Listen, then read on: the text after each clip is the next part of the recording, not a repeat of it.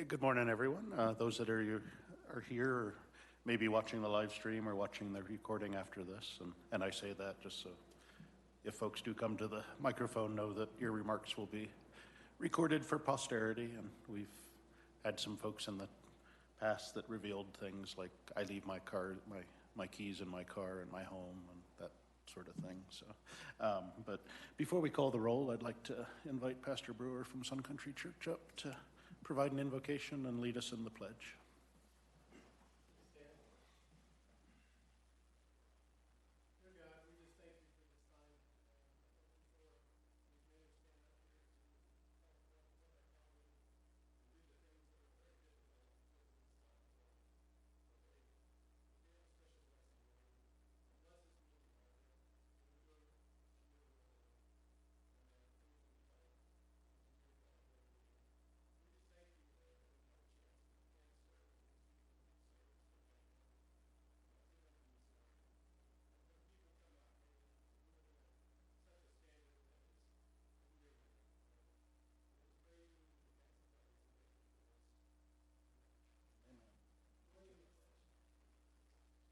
Allegiance to the flag of the United States of America and to the republic for which it stands, one nation, under God, indivisible, with liberty and justice for all.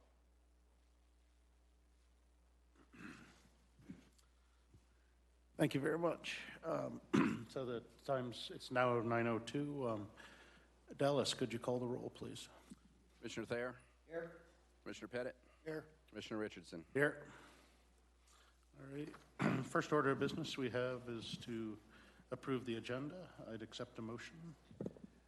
Mr. Chairman, I move that we approve the agenda as presented. I'll second.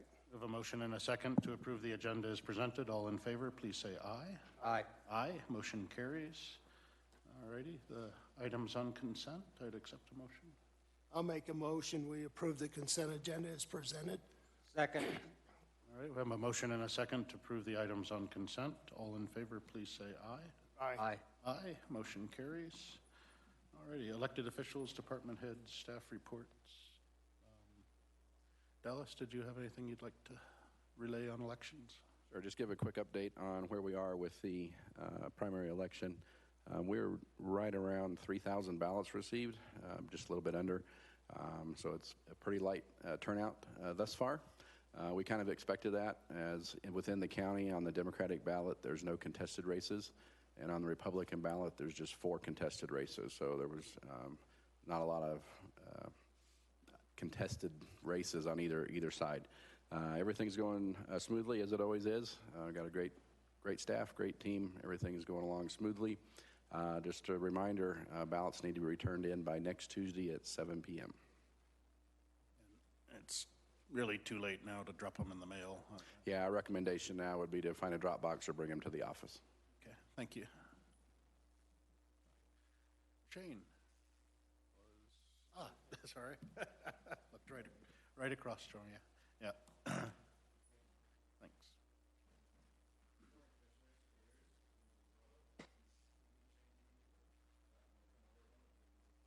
Thanks. Test. Yes. Maybe. We're going to try this and see if it works. Morning, everyone. I'm going to give a brief summary of the Elbert Road fire, which took place last Wednesday. All the pictures that you see will be pictures from the fire. It took place just south of the town of Elbert. This picture was taken within the first 10 to 15 minutes approximately. Initial speculation about the fire was it was anywhere from 7 to 10 acres in size. It grew pretty quick from a grass fire to a tree fire and then mixed between the grass and the trees. It was just south of the town of Elbert, approximately in the vicinity of 82 and Elbert Road, and took place around mid-afternoon. Cleanup operations didn't complete until really about 24 hours after they stabilized the fire late in the evening on June 15th. The believed cause for the fire was a semi-truck overheated tire had shredded, had pulled over on the side of the road where the grass was, and there was a fire. And it is believed that the semi-truck driver attempted to put it out himself with a fire extinguisher. He left the scene, so we do not have a direct report from that individual. The inspection has shown that there's tire shreds and fire extinguishers laid out there. So it spread pretty fast from the grass up the hill into the trees. Initially, there were 3 to 4 homes in the vicinity that were potentially at risk. In terms of evacuations, we had an evacuation put out by Douglas County Dispatch for a 2-mile radius. There was consideration for a 4-mile radius in total for pre-evacuation. I don't believe that pre-evacuation was ordered, to my knowledge. And of that, we had one group from the JCC Ranch, around over 200 individuals who evacuated to the fairgrounds and stayed there for a period of time. Code Red was the tool that was used. Code Red's the tool we utilize to promote throughout the county, both in our county and Douglas County, to make people aware that this is your primary means of awareness in the event you have to shelter in place or evacuate. In terms of involvement, we were very resource rich for this fire. We had 5 of our 7 fire districts responding. We had 6 from El Paso County. We had 1 entity from Arapahoe. We had several forms of response from Douglas County OEM, both in the form of an emergency manager who was dispatched here and worked in our EOC, as well as their helicopter, which they directly work and represent, their Hill Attack team. Of course, our Sheriff's Department was on scene providing traffic and evacuation support with the fire districts. Our road and bridge had several blades out there. They also had a tanker full of water, which I think they filled at least once, if not twice, locally. And then within the county, we had 4 different departments active and supporting, both within the EOC and over here at the fairgrounds. So it included road and bridge, facilities, county management, OEM, and of course, Road and Bridge was active on scene as well. We had unified command throughout the entirety. What that means is our firefighters, our fire leadership, and our law enforcement leadership, they come together and they work together to work the problem throughout the entirety of the incident to make sure it's stabilized, to make sure life safety is addressed, preservation of property and environment, etc. Here's some videos of the Hill Attack team that came in, and I do call it a team because unlike a lot of other resources, it's not just a pilot or a pair of pilots. They actually have a radio operator where they come in and land, and that individual comes and pairs up with our firefighter leadership, and they run radio operations to support where the fire suppression needs to take place. They go and siphon water out of a local resource, and then they drop it where it's designated based on what they're seeing on the ground, but also that helicopter has a great vantage of where the fire is, where it's going, so they provide, an invaluable resource in terms of that. They were on site for about 3.5 hours, and this is dispatched from the Douglas County OEM again. We also had their fueling team mobilize at our fairgrounds, so it did come over and did fuel up once. So it is a true team that Douglas County dispatches to help support wherever this helicopter goes. Again, of course, we had a number of different entities. One of them was a wildfire team that came in and helped support during that day. In terms of lessons learned, we had really good collaboration and mutual aid, both internally and then externally from our surrounding counties and state entities. Again, it was a resource-rich response. Won't necessarily always be like that, but on this particular day it was. I think some of the speculation around that is because it was so close to the county line, the 911 calls may have bounced off of several cell towers, thus reaching not only Douglas County Dispatch Center, but El Paso County Dispatch Center. And so we had a variety of resources mobilized pretty rapidly. Communication is always going to be an ongoing area of improvement for us, but I think there's been some big gains here within probably the past 6 months to a year. Additional staffing and training, I think that's something that can continue to be evaluated, both in the form of having additional county staff who are able to support the Emergency Operations Center or the OEM department in general, as well as potentially some emergency preparedness expertise who has some institutional knowledge of the county and being able to support those efforts, particularly if it's a dynamic incident, a larger wildfire. the operation time would have been much longer, the recovery much longer, the impact, of course, far broader. So those are some things for us to collectively keep in mind.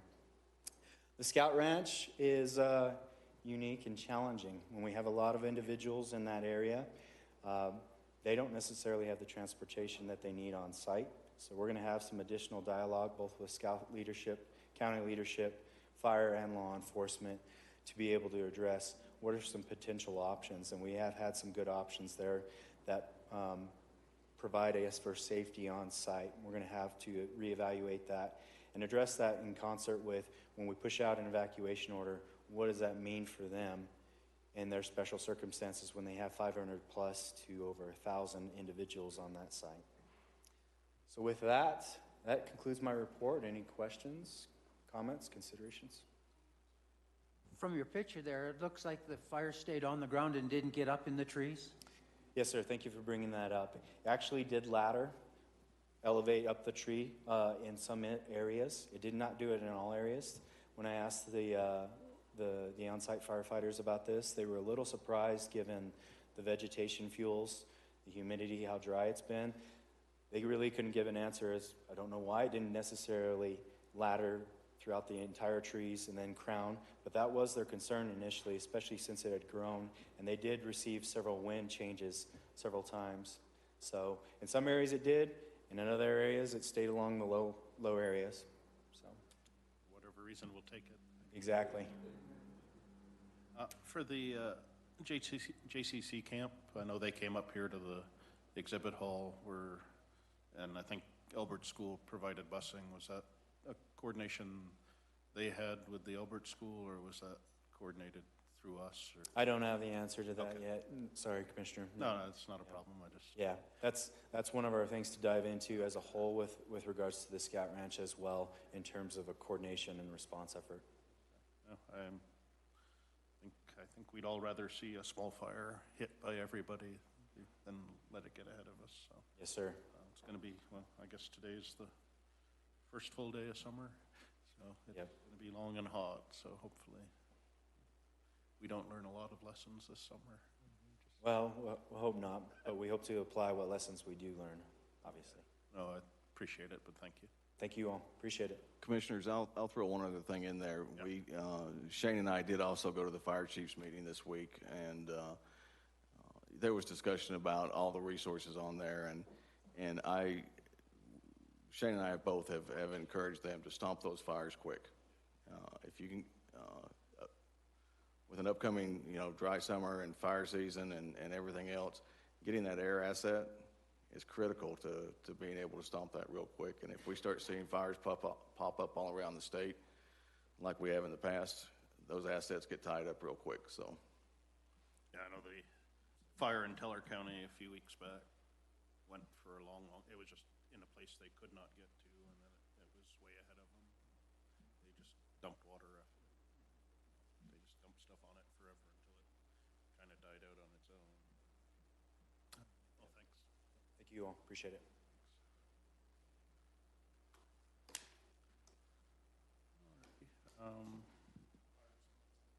Bart. Yeah. Commissioners, Bart Greer, County Attorney.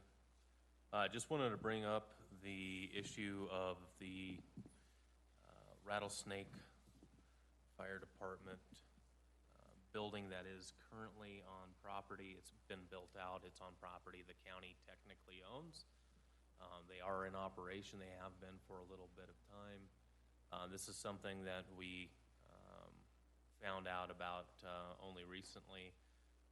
I know we've been working and communicating with that fire district to essentially ensure that the deed and the transfer of that property, which they've already built a building on, is taken care of. And so that is something I intend to have on the agenda for our next BOCC meeting, but it is something that I wanted to mention here today so that that's noted for next time. Thank you. I understand it's the firehouse and Meadow Station that was always intended to be there, and somehow somewhere over the last 20 years, the property never transferred. So Right, yeah, my understanding is, after having reviewed all of the documents that I've been able to, is that that was the intent. The transfer just never occurred, and I'm not quite sure why that is, but we're resolving it at this point. Okay, thanks. Any questions? Okay, thanks. And then Darcy. believe we have some visitors from out of town. Darcy, yeah.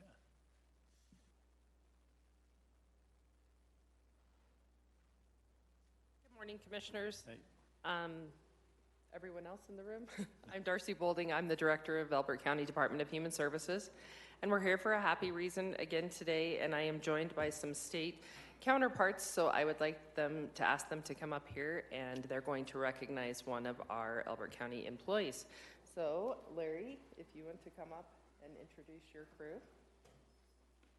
Tell us what you do, titles and such. Welcome. Morning, Commissioners, everybody else. I'm Larry Davey. I'm the Director for the Child Support Services Division with the Colorado Department of, of Human Services, and I have Ben Montoya and Ann Texera, who are my team members that serve as regional representatives assigned to Elbert County for their work team. So we appreciate the invitation from Director Bolding to recognize Brandy Snelling for an award she received recently at the Colorado Family Support Council conference. That's the annual conference that recognizes county child support professionals around the state that was conducted a couple of weeks ago. And this is an award from the council, the board of the Colorado Family Support Council, and it's our pleasure to be here to just recognize Brandy for her efforts. And I wanted to read just a couple of excerpts from the nomination, if that's all right. Brandy has enhanced the child support program by dedicating her time to creating workflows and ensuring the workers fully understand the resources available in Elbert County to help the parents in the child support caseload. Brandy has built quality relationships with the parents in her caseload, as well as other agencies Elbert County works with closely. Brandy is extremely knowledgeable of the child support program and really listens to the parents to understand their circumstances in deciding the right actions to take on their child support cases. Brandy has participated in numerous statewide groups. She not only does phenomenal work in Elbert County, but helps to impact the program on a statewide basis. She's a member of the Child Support Commission, which is a governor-appointed commission that looks at how to strengthen the legislation surrounding the child support program. So Brandy is such an engaged and wonderful partner that we are pleased to recognize her and share our appreciation with her this morning. So we appreciate your time. Thanks. Brandy, would you like to step forward and be recognized? We only have 20 minutes for your comments, so okay, no. Congratulations. There's the award that I got. As I said at the conference, I just really appreciate it and was extremely surprised. I love what I do here and been here for 8.5 years and hopefully planning to do another 15, 20 years. Well, no, thank you very much for all you do, and it does make a big difference. Oops. Could we get a photo with all the folks up there? That would be great.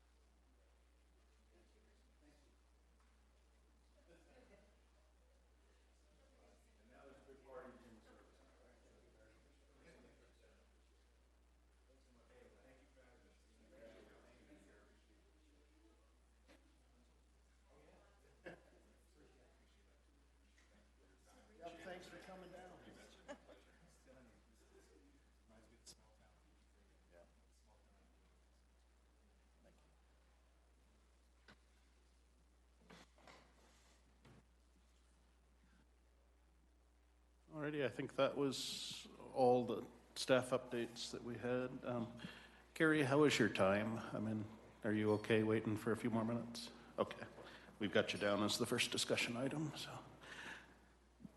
Alrighty, so moving on, we're gonna open up for citizen public comment. This is a opportunity to bring forward issues that aren't on the agenda today. When we get to discussion and action, we'll invite public comment at that point. So depending on what we hear, we may tee something up for a future meeting or direct action to staff, but we're not necessarily getting into discussion during public comment. But with that, I guess first ask Dallas, did we have anybody that wanted to be called or? We did not. Or any emails? No. No. Okay, thank you. So just for the folks in the room then, do we have anybody that would like to make public comment? Gary? And Hi, good morning. Good morning. I'm Carrie Giblets. I live at 19656 Wiedemeyer Road in Kiowa. I am a 34-year resident of Elbert County and a 24-year resident in the Bijou Basin. As you know, I'm here to talk to you about Excel, and I know you're probably tired of hearing us talk about it, but I can't not talk about it. This is something that keeps me awake at night. It fuels all my conversations with everybody I talk to, so I'm here to talk to you about it one more time. I'm sure you're probably aware that last week the PUC gave written approval to Excel for the power pathway. So now it's a for sure thing. And with that came an article out of the Colorado Sun on June 19th. And the headline is, "It's our new cash crop. A land rush for renewable energy is transforming the Eastern Plains." And it talks about how all of the renewable energy companies are now coming out here. And it says that the spur for this activity is Xcel Energy's recently approved $1.7 billion power pathway transmission project, which will belt eastern Colorado with 560 miles of high-tension transmission lines.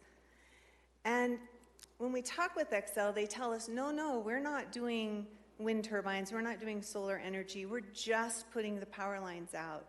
And a friend of mine said to them, and I thought this was a beautiful metaphor, "You're throwing hay to the cows." And that's truly what they're doing. They're putting this power pathway out so that these companies will come.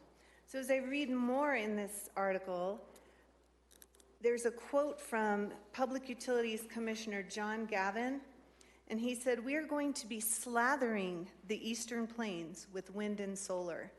I don't know about you, but that's not why I live here, to have the Eastern Plains, to have my home slathered with wind and solar energy. Further down in the article, it says usually generation projects are built first and then the transmission is added to link the plant to the grid. But Xcel Energy is seeking to develop so many new projects and at such a quick tempo in an effort to capture expiring federal tax credits that without assured transmission, it won't get done. So as I read that, it reminds me of the phrase, "the tail wagging the dog." I mean, they're putting this out here just for the tax credits, just for the money. And at stake is as much as $850 million in tax credit, provided that the projects are up and running by the end of 2025. So there's where the rush is. They're trying to get these tax credits. It's not really for renewable energy. It's not to benefit us. It's to get the tax credits. Alice Jackson, who is CEO of Xcel's Colorado subsidiary, said that the pathway project through the Eastern Plains is the field of dreams. Commissioners, that's 3 minutes. Okay, thank you.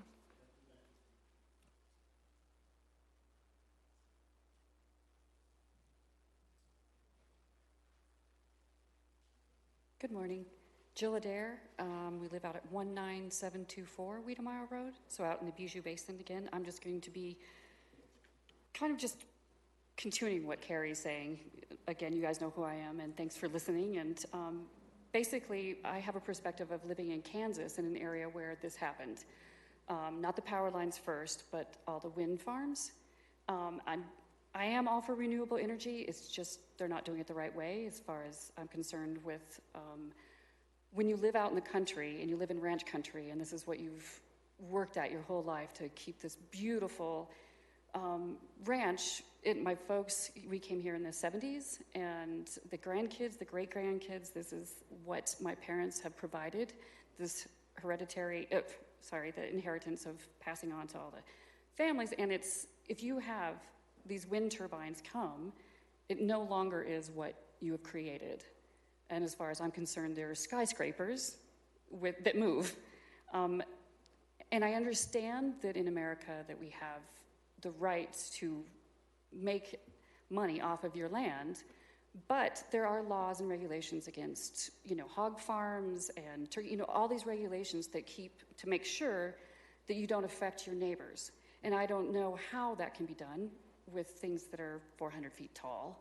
And the value of our visual environment out here, the night skies with the blinking lights, and I'm not sure how to solve it, but there are regulations that are in place for agricultural businesses that affect neighbors that I'm hoping that there's somehow with a moratorium or something that we can look at these things and how it can't affect your neighbor because there is a lot of money involved. And I understand people being able to pay off ranches, and that's what happened in Kansas, that it was a beautiful ranch company, and then they come in with these, and they say, well, your neighbor's already doing it, so it's already going to be there. And you don't know what's the truth and what isn't, and who caved first. But I also understand that a lot of these people were able to pay off their farms that they couldn't before. So I understand all that side of it, but when it comes in and it's so tall and you have no say, it's like somebody coming in and building a whole city next to you when you want to live in the country. So, and what happened down there is that it's no longer the ranch country that it was. It is now full of skyscrapers. And then all the environmental things with the birds, and we know that they haven't, in a lot of these places, they haven't listened to the wildlife department. And that, the lawsuit with the eagles and all of that, if we knew they would come in and really listen to that kind of advice, it would make a difference. But so that's just my personal experience of living in a place where this did happen, and it just came in and took over, and it was no longer the beautiful area that it was. So that's 3 minutes. Thanks. Do we have anybody else on this topic, Chuck?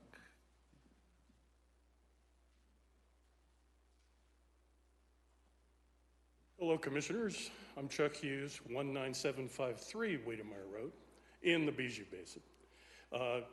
Several weeks ago, I stood right in this very spot and pitched an idea to the Commissioners about demarking the Bijou Basin with road signs to show when you enter it. Been working on that. You suggested I talk to a few people, and I have. Road and Bridge, Public Works, and I had a very pleasurable conversation with Mark Dettenrader from a larger perspective on his job for economic development.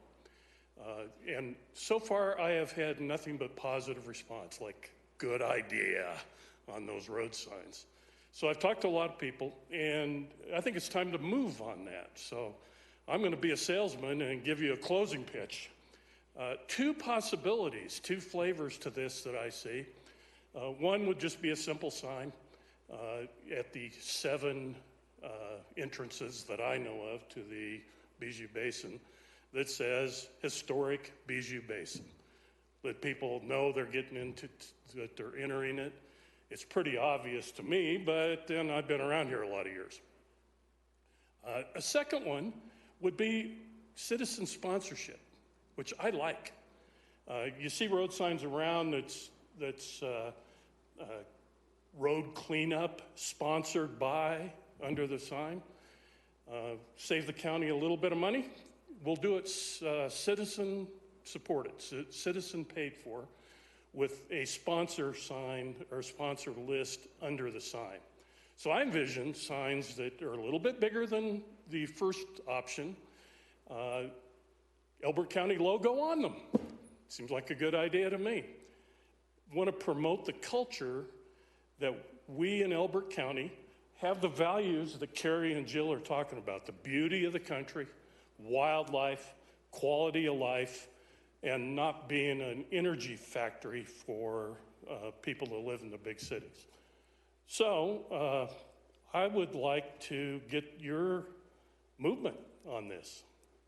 So the closing thing is, which do you want, option 1 or option B? Doesn't matter to me. If it's option B, I want to go to work and get some sponsors, get some money, bigger signs, cooler signs, and then we can go to work on making Elbert County better, not by legislation, not by regulation, but by culture. I think everybody here is a real cowboy or a wannabe cowboy. And it doesn't matter what you are. If you like the wide open spaces, that's enough cowboy for me, or cowgirl, Jill. So let's go to work. So I've got 1 minute and 44 seconds left. Which is it, commissioners, option 1 or option 2? You want a citizen That's actually 3 payment? minutes. The clock was started severely late. I'll give you an answer once, if there's anybody else that wants to speak on this topic. Oh. All right. I do have a couple of comments on all of the, yeah. Just in response on the PUC, tremendously disappointing that we have reached out to them twice now. The first time, we invited them, asked them to send a rep out to talk us through the process in a public meeting so everybody understood what the roles were, because all we were hearing regarding what the PUC was doing was coming through Excel's representatives, and we wanted to hear directly from the PUC. The initial response was, well, they had an application in front of us, so they couldn't talk. And we asked again, say, we don't want to talk about the Excel project. We want to know what the processes you go through, and we've got no response from them. So I guess the next step is a letter, but we'll probably go and attend one of their meetings and speak at their public comment to express just that disappointment. But thank you for that. In terms of the road signs, there is precedent. As you enter the county, most of the entrances to the county indicate that we're a right to farm county, and that those were funded by Farm Bureau as part of an initiative that we had worked with them. So I'm good with signs. I won't put my fellow commissioners on the spot, but I think we probably need to speak after the meeting and just kind of walk through what things look like, what costs are. I mean, if you want to do citizen fundraising, it's right that you know what the costs would be before going out. So if you're talking 7 signs. Okay, yeah, because I know for all the entrances to the county, it was 25, 30 different signs, and even though they're small, that started to add up. So, but yeah, let's make a date to chat sometime after this meeting. So, alrighty. We should also mention that we've got the updated 1041s coming on the first week in July. July 12th. Yeah. So, and I'm not sure, have they been before the Planning Commission, or, you know? They go to the Planning Commission on July 5th. Okay, yeah, so the 1041 regulations address matters, essentially land use projects of state interest, which this would be one of them. They hadn't been updated in a long time. They've been updated and redrafted, and will be going to the Planning Commission and then to us. So in the regulatory piece of this, we have some opportunities to make sure that we're doing the right thing moving forward. I think when they were originally drafted, it was more with a focus towards addressing issues that came with large subdivisions. But a lot of it, pretty much anything utility related, anything that happens in the county that supports statewide stuff is what the 1041 regulations allow the counties to address. So please come to those for public comment as well. Yeah. Any comment needs to be made at the microphone, please. Yeah, yeah, the question was, can you make public comment at the meeting? And yes, so the development of regulations is a legislative act versus a quasi-judicial, like considering an application. So the ability to get input during a legislative process, like developing regulation, is very broad. So, you know, you can talk to people at any time and give your thoughts at any time. It's not, we aren't operating under the same rules you do with the consideration of an application, where you can only look at what comes to you through the hearing process itself. So you're doing all the right things and bringing up all the issues all the time. And that's, I mean, that is your right, and I encourage it. So thank you. I do think we had one other person for public comment, Mr. Mason. Yeah. Come on up. Good morning, Dan Mason. I live Yellow Pine Ranch east of here for 20 years. I'd like to comment about commissioners would hopefully encourage the Elbert County Health to provide alternative health treatments for COVID-19 on the website. I've got a lot of scientific evidence that provides alternatives. Slide number 1. Oh, okay, we went to that one, confidential. The effects of, okay, you're on a slide number 1 would be good first.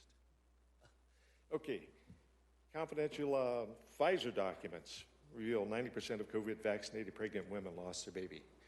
I would encourage all pregnant women or women thinking of becoming pregnant to reconsider whether or not they want to have that vaccine. Slide number 2, please. The VAERS vaccine for COVID-19 vaccine shots. Okay, that's not slide number 2, but okay. I'll tell you what, here you go. COVID vaccine, confidential Pfizer documents reveal that COVID-19 vaccine is going to lead to depopulation. We should all be aware of that because Pfizer's not publicizing it. Go to whichever slide you got next. That was Anthony Fauci. Right there, that's good. This is an alternative treatment which I would like to recommend strongly. I've recommended it before. It's readily available, safe, and effective, and anyone can get it over the counter. This is a graph of a double-blind randomized test conducted with 606 people who were all confirmed positive with COVID-19. There were 2 groups. They were separated into randomly here. The blue group is the one group which received the treatment of COVID iodine with a nasal wash, a gargle, and some eye drops. You can get this readily over the counter with no prescription. The other group is the group that you got treated with lukewarm water. So you can see that on day 1, all of them were together. Day 3, after the treatments, the treated group with the iodine was dropped down to 35 people testing positive for COVID. The other group still had a lot of people, as you can see, 291 testing positive for COVID. Day 5, COVID iodine treated group had dropped down to 24, further drop, and the other group, which are untreated, still remaining strong with COVID indications. Day 7, after a week, 8 people were still testing positive out of 303. That's pretty dramatic improvement in just 1 week. Whereas the other group, which had no treatment other than lukewarm water, remained testing positive for COVID iodine. So this is something that's safe and effective and readily available, inexpensive. You can order a product called Virodyne nasal spray, which I use. It treats things like all colds, viruses, flus, etc. If you would show Anthony Fauci again. Commissioners, that's 3 minutes. All right, thank you. Thank you, Dan. Do we have any other public comment? No, thank you. Okay, so with that, I'll close public comment for today. We'll move on to our discussion items. The first is an update from Carrie Linker, who works as I guess you're our new local rep. They've adjusted the boundaries from Senator Hickenlooper's office. Good morning. Yes, Carrie Linker with Senator Hickenlooper's office. I am the Eastern Plains Regional Director, And I, once again, am having Elbert County join the other 15 counties that I serve, which, when you look at alignment, makes a lot of sense. When you look at the regional work that you guys are involved in with the East Central region. So I'm glad to be back. I had a beautiful drive on that Kiowa-Bennett Road. It's one of my favorites, to get to see mountains on one side and the plains on the other. So I believe it's one of the most beautiful drives I do when I'm out and about. So really enjoyed that this morning, and so glad to be here. And congratulations to Brandy and the work, that casework, and that was exciting to see. So I wanted to just give you a brief update on what the Senator's working on, and ask if you have any county updates or anything you would like to share. Want to highlight, we did have the Senator, we get him about once a month. He gets a week of recess away from Washington, D.C., and when that happens, we as outreach in Colorado kind of try to jump on getting him in our area. So I was pleased to get him in Northeast Colorado a couple weeks ago, and he made the trip into Fort Morgan and spent some time with Viera Wireless, which is a wireless cellular company, but they have also really invested in fiber in the ground to meet the broadband needs of the Eastern Plains. So why I highlight that is because we have really seen a lot of work happening around the deployment of broadband, especially with the American Rescue Plan dollars and the Infrastructure Investment Jobs Act dollars. So really wanting to understand the hurdles and challenges that are out there right now. And as you can imagine, for many, it's the supply chain, being able to get the product, and then boots on the ground of workforce. So even on Washington, on the Hill, they're focusing on trying to look at that when they deploy these grand dollars, because the dollar amount is quite large, to get the deployment of broadband across Colorado and the nation. Those concerns are very real. So they're really trying to take under advisement what is the best way to help navigate getting those dollars out. We were, for the region, had a Colorado broadband office, that's kind of hard to say, meeting about a month ago with this region, really trying to connect to make sure that East Central and your communities and your county can get connected to those dollars. The infrastructure bill dollars are a little bit different than ARPA. ARPA, you guys got a direct allocation into the county. The state has about 40 programs now that the ARPA monies are funding. But with the infrastructure bill, they're coming to all state agencies, and it would be grant-based. So, for example, broadband dollars for your community, your county, your region is going to be funneled through the Colorado Broadband Office. Transportation dollars, and Commissioner Richardson, I know I was at the TPR meeting last week, which I really enjoyed, and really wanted to ensure that, well, and I know it was one of those growing pains of just change in programs, but the infrastructure dollars will be going through CDOT. One of the things at the TPR meetings that I hope eventually will start happening is you guys really talking about those dollars and how they're going to be used for your TPR. And remember, under that is road and bridge money that can really help on the county side, and really should be something that's talked about at the TPRs or with your CDOT representative that you work with. So keep that in mind. Water dollars under the infrastructure bill.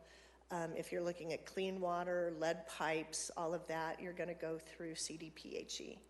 And then if you're looking at dam work or aging infrastructure, those kind of things, that will go through the Department of Natural Resources. So you kind of have two state entities working with that Western water infrastructure money that's in the bill. The Water Smart grants, which I know a lot of municipalities and counties apply for, are active at this time. So just keep that in mind. So just a lot of work, and my job, and one of the things that I hope to be able to serve you with, is sharing that information, making sure you're connected, getting what you need, and if not, you know how to get a hold of me.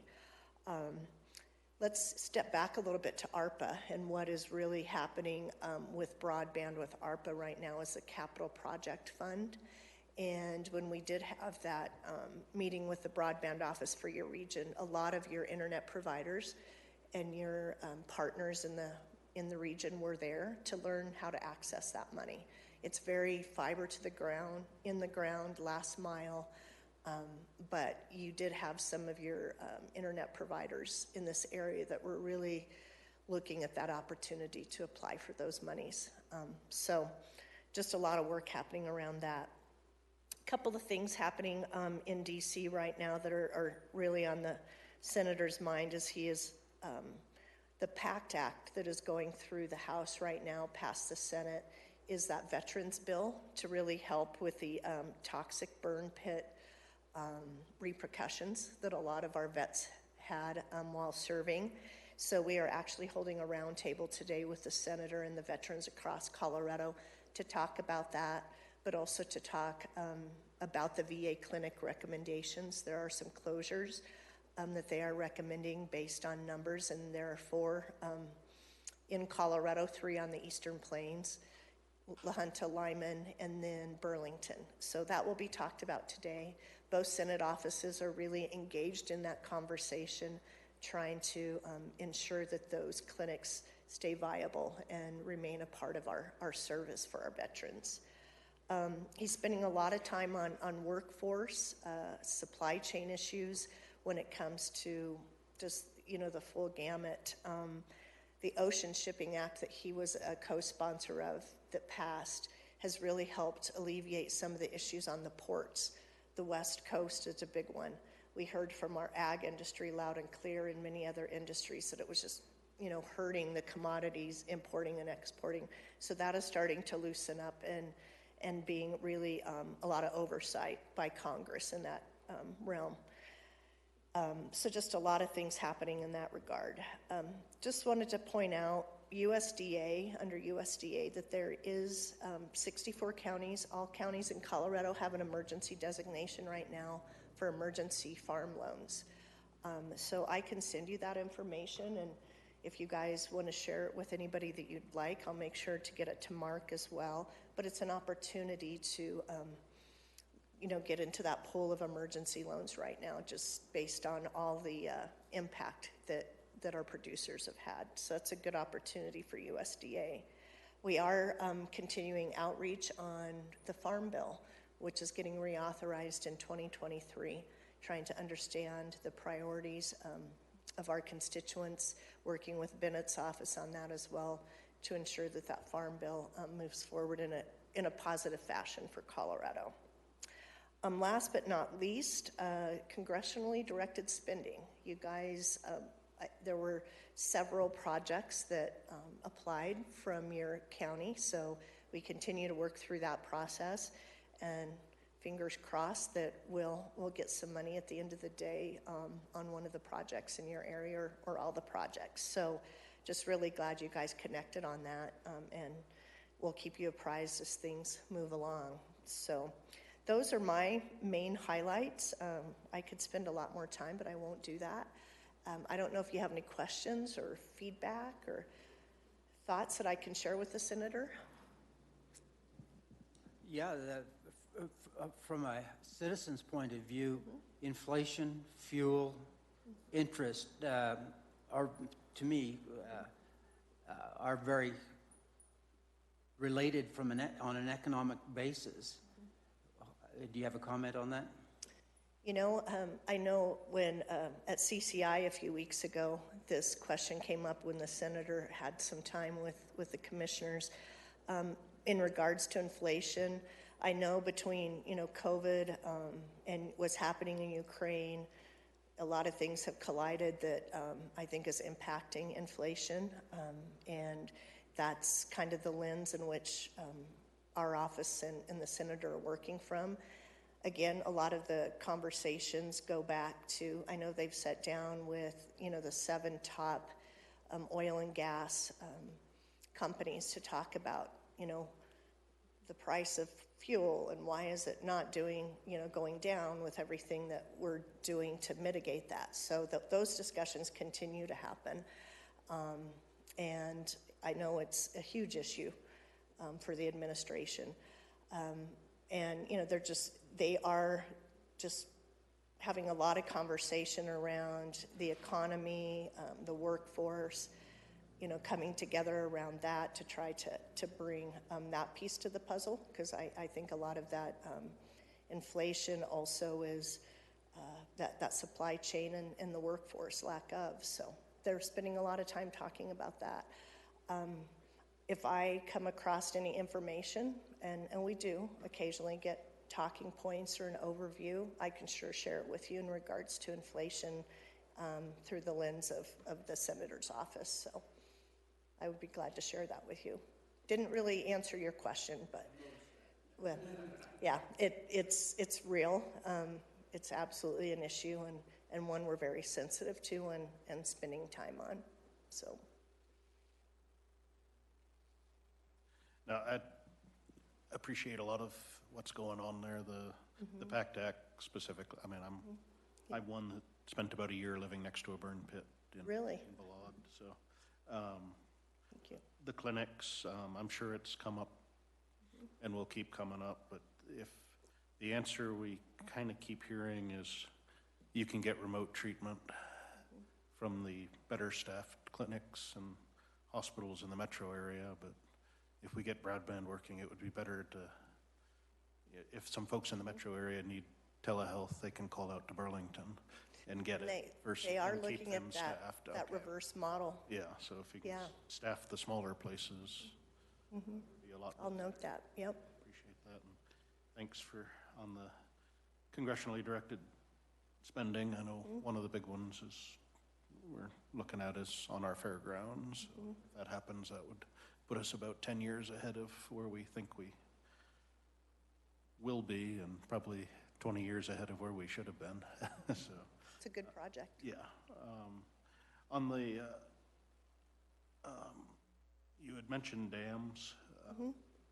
Is any of that money available to the conservation districts or through NRCS? Because we've got 42 flood control dams that were built by SCCC projects back after the floods in 35. Our conservation districts really have no dedicated source of funding, so they rely on property owners, or it's after a disaster FEMA money to recover and try to rebuild what we have. So I know they've got, at least within the Kiowa Conservation District, was an assessment done after the flooding back in 13 or 15. I don't remember which year that was. I know Senator Hickenlooper will remember very well. I'm sure, yeah. But so there was some recovery work done with dollars after that, but that I know has run out for them. So, and that's tremendous. I mean, in 35 we lost half of Elbert, in 65 we didn't lose as much because we had the dams in place, but they pretty much a lot of them just become watering holes for cattle, and the dams get broken down pretty quickly, and it's not until we have a flooding event that people remember what the importance of them are. So let me check into it. That. Yeah, because I can kind of go through our research service, and they help us identify what the funding is. We had tried to help as a county with the soil impact fee, but because they are an entity of their own, we couldn't do that on their behalf. So, so I can check into that. Yeah. And if they're looking for answers on inflation, I just throw out there, stop interfering with markets and stop printing money. I mean, I know that that's fair enough. That's simplistic, but I appreciate your time. Is there anybody in the room that has any questions or comments? We don't get this opportunity a lot. Mr. Mason, I would ask you to come up to the mic, Mr. Mason.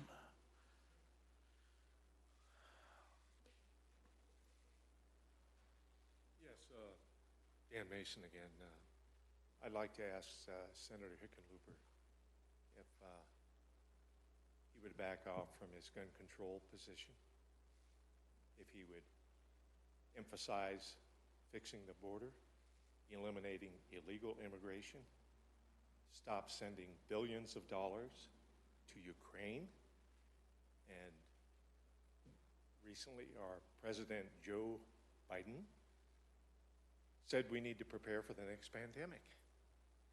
And he's trying to find money for that. Well, my question for Joe Biden and Mr. Hickenlooper would be, what did we send all that money to Ukraine for?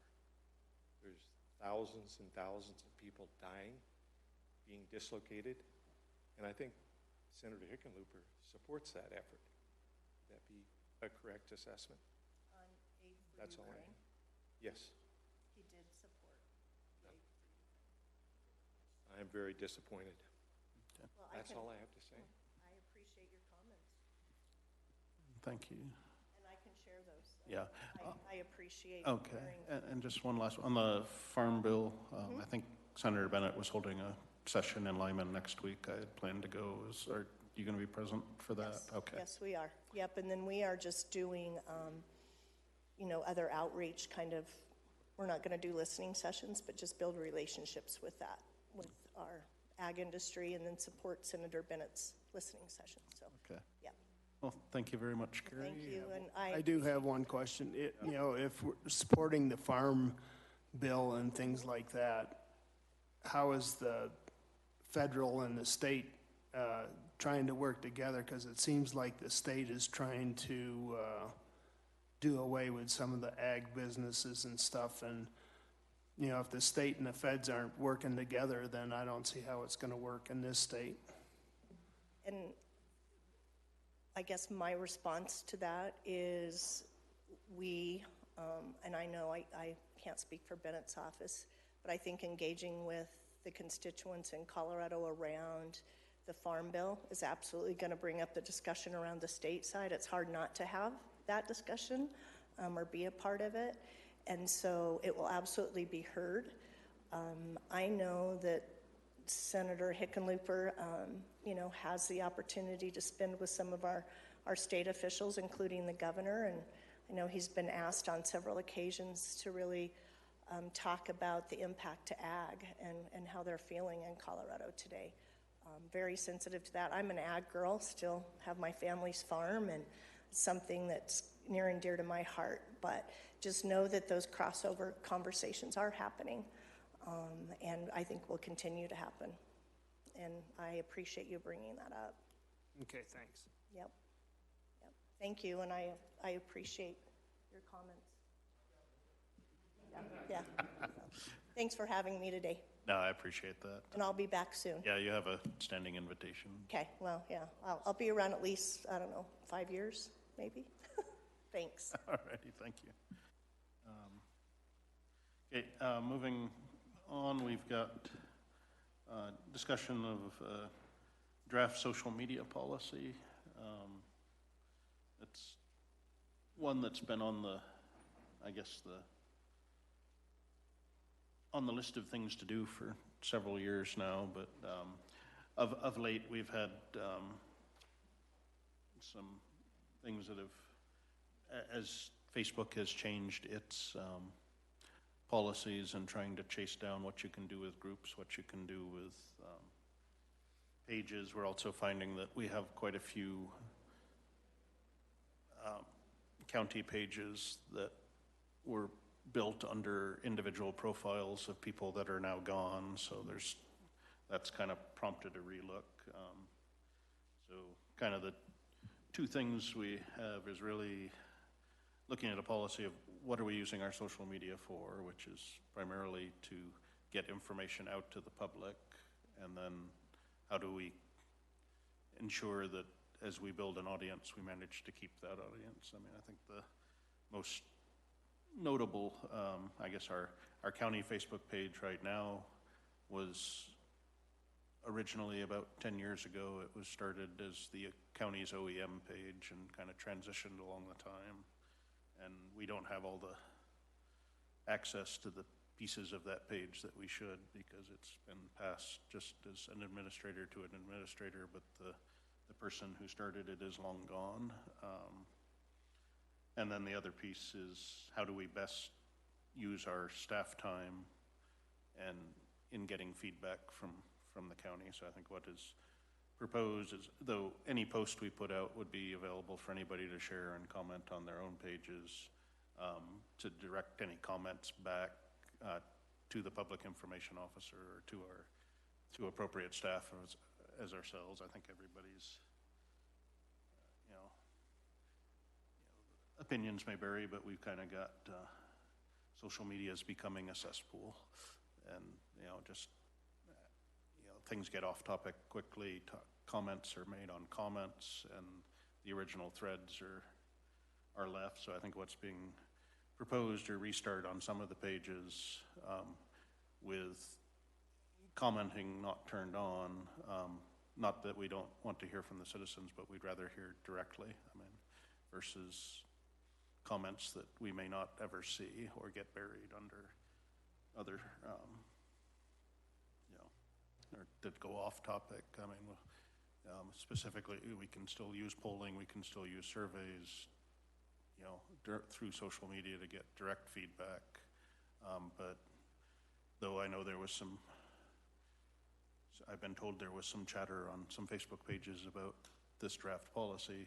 Nobody reached out to us directly, which just kind of shows social media is a nice place for people to get together and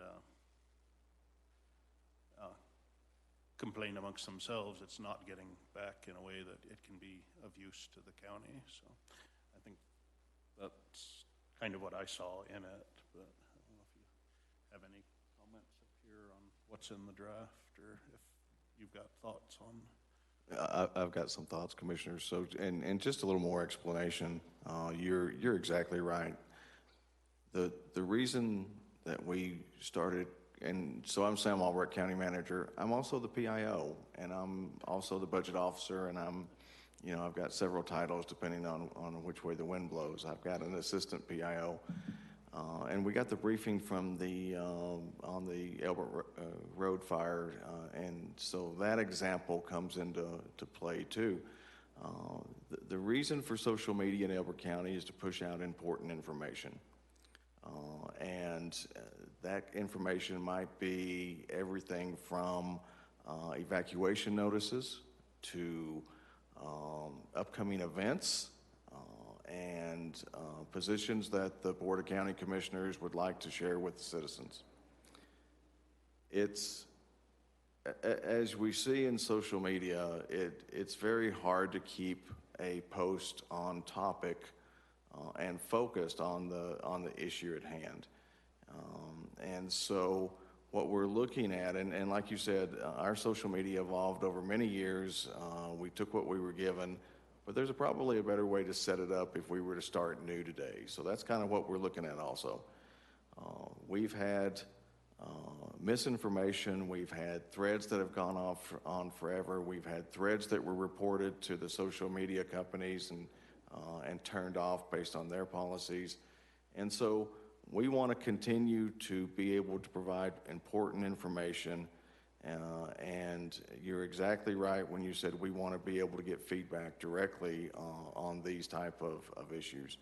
But just some examples. We had a fire where we gave out a pre-evacuation notice, and that got twisted on the comment thread to an evacuation notice, and people were starting to evacuate. We've had instances where we've sent out hazardous weather alerts and people start talking about free roof inspections. That's not really the topic that we're trying to focus. We're asking people to prepare for a significant weather event with significant water, significant hail, significant winds, and roof inspections are not a part of that. And then just the chatter back and forth, and people get offended and that. We have a responsibility to archive some of that social media commenting, and we will continue to do that. But what we want to look at is to continue to provide the important information to the citizens of the county, push them to the website where possible, because we do the red alert across the top of the website, focus them on the very specific messages that is going out, continue to use non-social media like Code Red provide even a higher level of important information. And so currently the county uses a combination of social media, but to just give you an example of that last fire, so I'm sitting in there, I'm trying to help the emergency manager with county operations, stand up a shelter for the Scout Ranch and the JCC camp, and push out social media posts about the evacuation notice. The staff really doesn't have a lot of time to monitor all the comments and correct misinformation, and that's one of our big concerns, is that misinformation that comes out through citizens that are thinking that they're helping. So what we're going to try to do is take a look at those social media accounts. We're currently using Twitter and Nextdoor and Facebook and LinkedIn for some other functions. LinkedIn is not an emergency system, but we also use that. And then really focus people on those primary locations, the website. And we're going to expand our messaging out to provide email and phone numbers for the PIO lines for people that want to comment or want to provide more or want more information.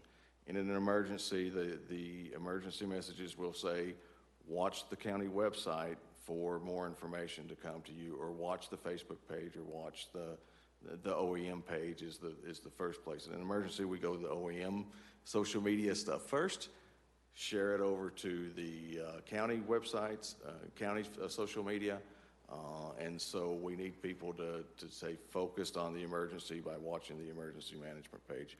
This will be a slow, gradual process. We'll continue to provide more information. This draft policy is just that, a draft, but I would like, if I can possibly get it wrapped up in the next meeting in 2 weeks, then we'll start doing that. And I'd be happy to answer any questions you guys have. Yeah, and I think it'd be useful to have a list of all the pages that are out there that are county pages, so we know which ones we do have control as an organization over versus those that were built under an employee or an official's profile. I know I maintain a Commissioner District 1 page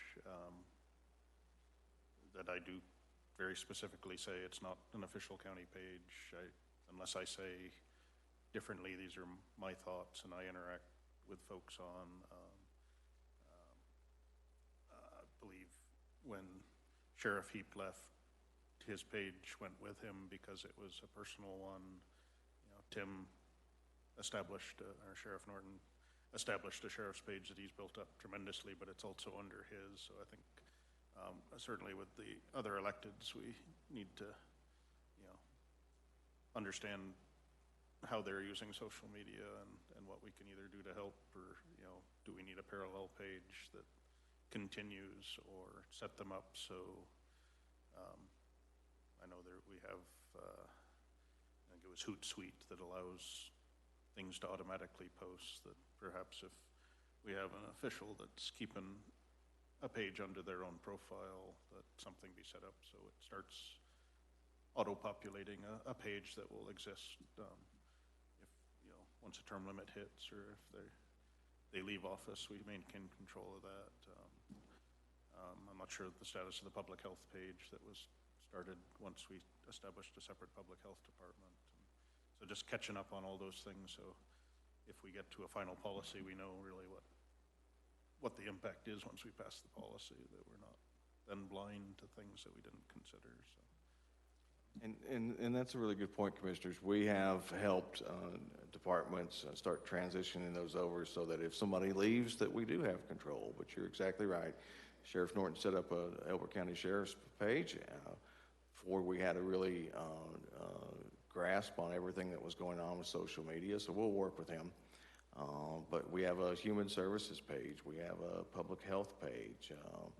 We have several other pages around, and a list on the website of all our social media links and subscribes. And you're also exactly right.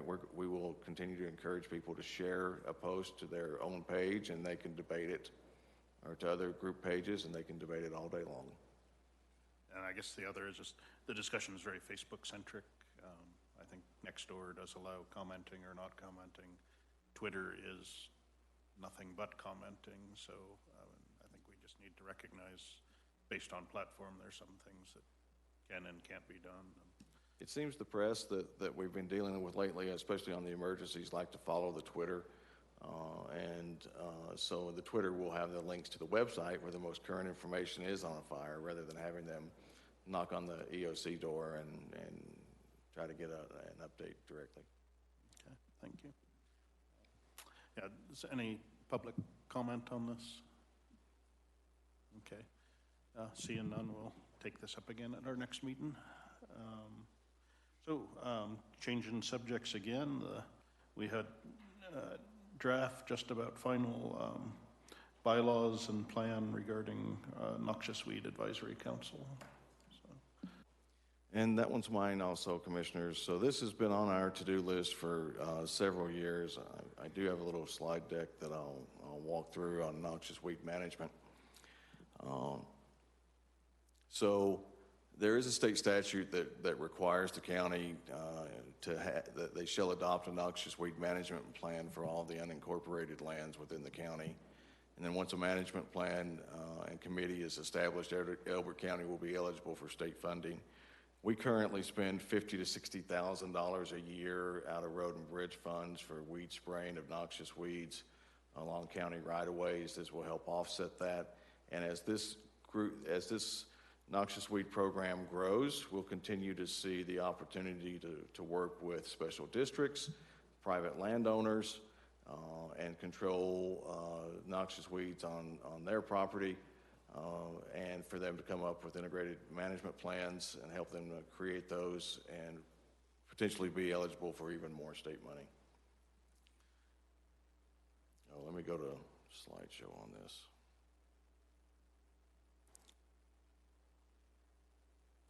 So we need to adopt a noxious weed management plan and establish a county noxious weed advisory board. There's collaboration that's been going on the past 6 months or so between CSU Extension, Road and Bridge, and Planning in order to get this done.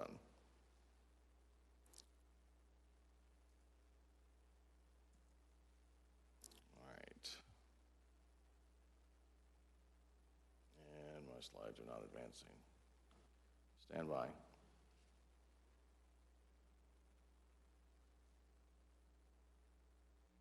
So these slides are, let's redo this.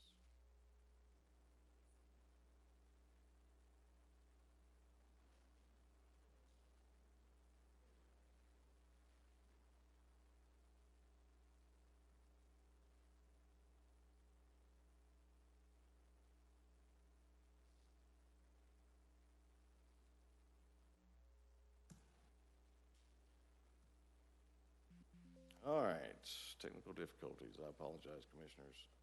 So where we are, the Noxious Weed Advisory Board is going to be a group of volunteers. It'll be appointed by the Board of County Commissioners, who will also appoint a noxious weed manager. The plan will cover unincorporated areas of Elbert County. Requires a county map of noxious weed locations. And that's an important part for the first year or two. We're going to be putting together a map that we have to turn into the State Department of Agriculture that has our noxious weed locations on it. The plan itself will have a variety of approaches, including cultural, physical, mechanical, biological, and chemical type controls, and the plan will be reviewed annually. Implementation piece of this is also very important. In year one, we'll appoint that noxious weed advisory board. We'll appoint a noxious weed manager within Road and Bridge, because currently one of the foremen down there is in charge of that program. Develop the map for the county, get that turned into the state, again focusing on county-owned right-of-ways, and then continue the weed control along county-owned right-of-ways.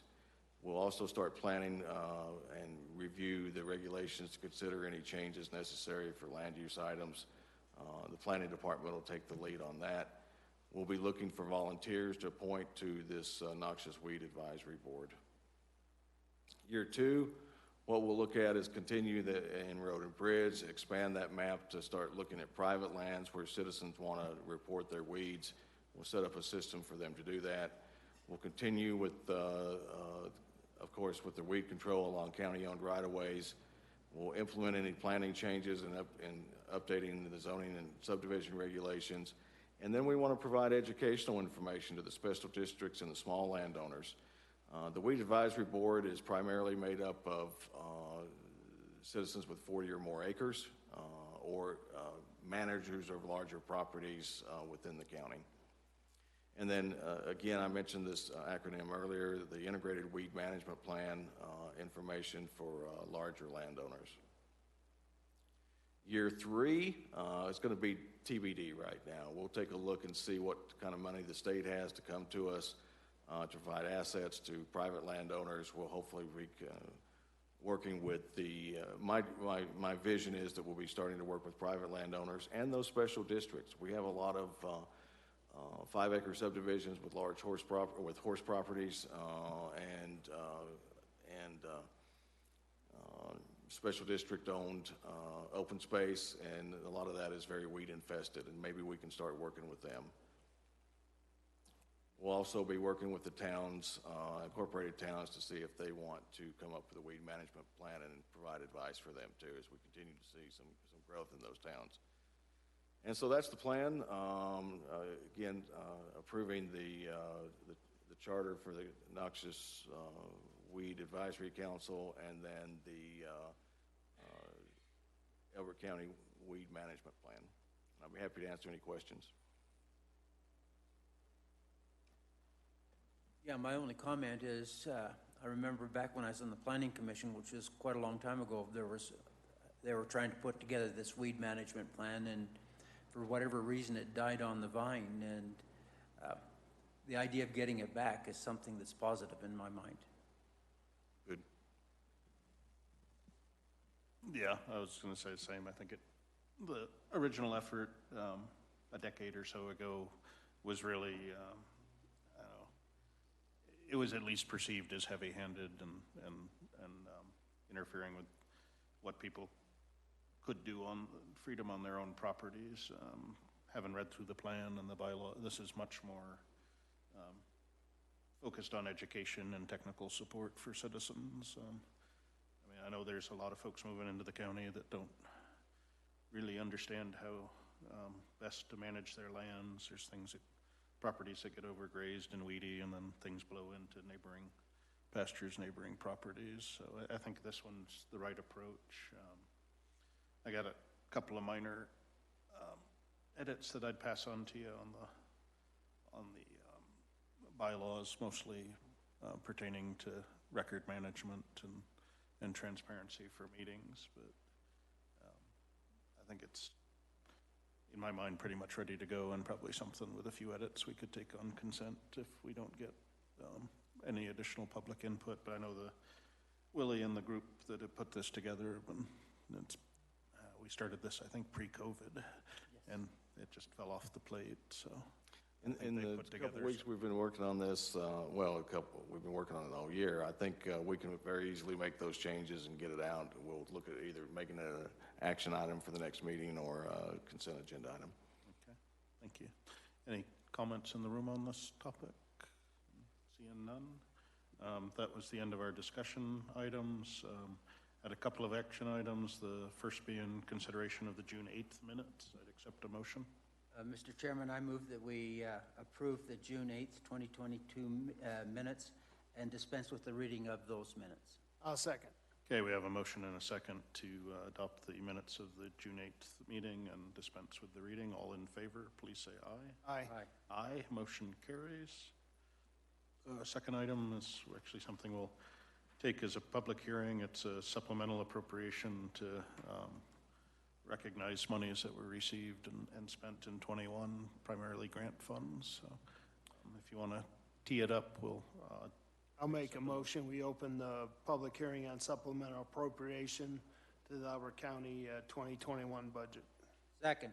A motion and a second to open public hearing on this item. All in favor, please say aye. Aye. Aye, okay, we're open. Good morning, Commissioners. Tony McCormick, Finance Manager. This is, again, a continuation from last meeting regarding supplemental appropriations. These last three items for the 21 budget are a result of changes been made, reallocations in adjustments from the audit and in the grant fund primarily related to ARPA money and other grant-related funds. The first item is in the general fund and an increase in appropriation of $71,470. This is related to ARPA grant revenue. It's not coming out of the fund balance, but it's monies that have been received and made available through ARPA. Second item is in the grant fund. This is from an adjustment or a reallocation of funds in the grant fund for electronic recording technology for a total of $147,013. This is money that's being received by a grant and has been expended for that technology. Again, not coming out of the fund balance. And the last item is the smallest of the bunch, $2,741 to close out the Meadow Station Fund. This is being reallocated to the grant fund. It will be held as a restricted fund balance, so it's not free money available for spending, but we are just closing out that fund and consolidating it to the to the general fund, excuse me. And those are the three items requiring action today. And I think the 147K for electronic recording, I think that was associated with the conversion of all our old records to searchable online or electronic. Yeah. Correct. That was a good project. Any comments or questions? I do not have any. Where are we on that? Are they still trying to clean up the records and stuff? Yeah, the last we heard from them, they're still working on everything has been digitized. They're now going through page by page to clean up any fuzziness on the side, all that good stuff. From there, they'll go on to indexing it for us. So it'll be just like all of our current records will be indexed, and it'll be easy, much more easy to search for documents all the way back to the very beginning of the county. And so that's exciting for us.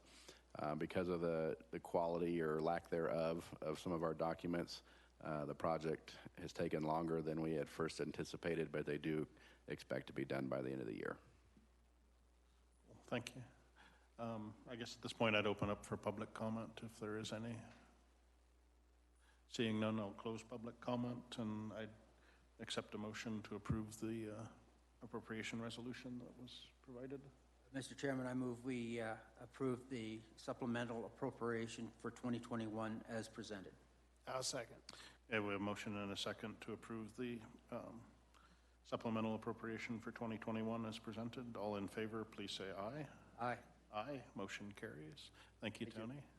And I'd accept a motion to close public hearing on this item. I'll make a motion. We close public hearing on the supplemental appropriation to the 2021 budget. Second. Okay, we have a motion and a second to close public hearing on the supplemental appropriation. All in favor, please say aye. Aye. Aye. Motion carries.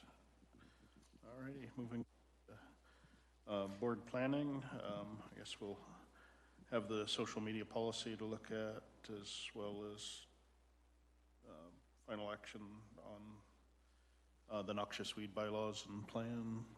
Do we have anything else teed up? We should be having our audit report towards the end of July, right? Yeah, that's right, Tony. Thanks. Tony McCormick, Finance again. Yeah, that is correct. We're in conversations with the auditors right now. Everything's kind of been pushed back to the right a little bit.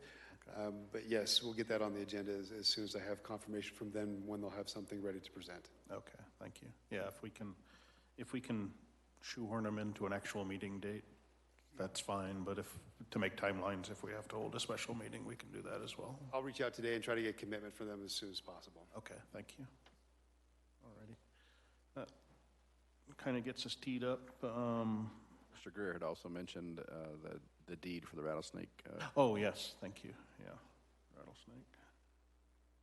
Oh, and not on the agenda, but it is important to recognize that our clerk and recorder is celebrating his 50th birthday today, and he chose to spend it with us, and I appreciate that. No place I'd rather be. Thank you. Okay, so with that, we have several land use items that we'll be hearing at 1 p.m. today in this room, but I would declare a recess for now at 10:26. Thank you.